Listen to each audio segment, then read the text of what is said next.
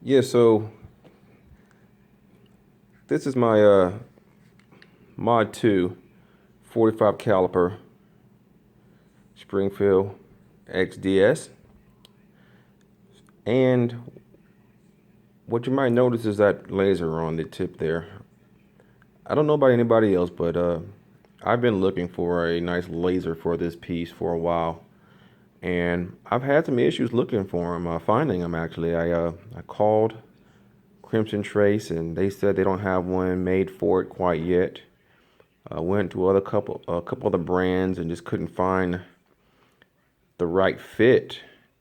And this weekend here in Orlando, Florida, I was at a gun show, and I just happened to walk upon the Armor Laser booth, and I just decided to stop and just see. I've never really dealt with Armor Laser before, so I asked, and she absolutely showed me what she said would be the perfect fit for this weapon here. So she installed this GTO model laser sight, um, and it comes with a attachment on the side that you can, for most of the weapons, you can just touch the side and turn it on. But for me, I wanted to be able to access it and have it turned on a little bit faster without having to think about any other steps but protection and using my weapon.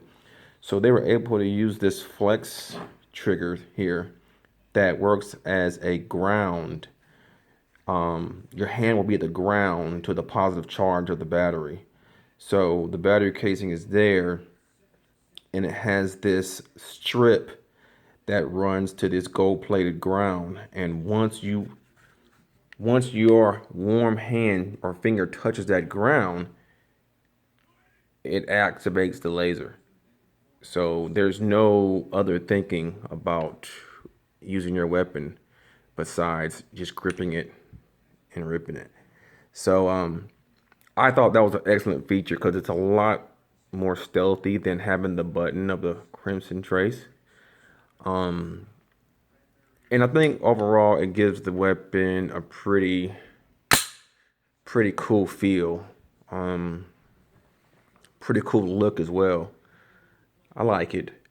And being that it was hard to find one, you really don't have that much choice unless you wait. But it was easy to sight the laser. Just a couple of flips of the screw there on each side, on the bottom and on the side here. There's one there, and then the other on the bottom right here. So I was able to get that working really well. And then that trigger, that ground flex trigger, was a great selling point for me. You can kind of see where it was installed by the young lady at the booth there. And she did an okay job installing it. Of course, I would have probably made sure I had no bubbles in there. I might order another one just to probably reapply it to make it absolutely perfect in my eyes. But um, the cool thing about this, as opposed to some other ones that I noticed, that it has a few other features. So if you see this little dot down here, a little silver button, if you click that and hold it down for 2 seconds, it shuts the laser off. So if you're at a gun range and you don't want to use up your battery firing, you can turn it off. And that way your ground doesn't activate when you're shooting. And also it has a strobe feature, so you can click it twice and you will get the strobe green light. Kind of flashes really quick. So I love those features as opposed to other models that might not have them. And to reverse those features, like for instance, to turn it back on, you would just hold it down for 2 more seconds and it will come back on. And the same thing, click it again to shut the strobe off if you would like.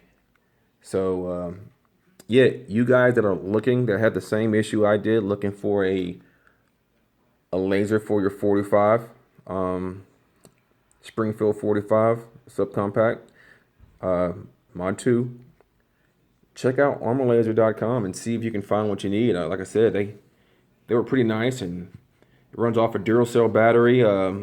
I was able to buy a few of those. They're like $4 a piece, and they have a 10-year shelf life. Those batteries do. So I think that she told me it was continuous laser power, 2.5 hours continuous power. So if I would never need to use up that much laser, so at one time. So that's pretty cool. And for a green laser, so yeah, check out Armor Laser if you guys are looking for the same situation, having the same issue I had finding one for this.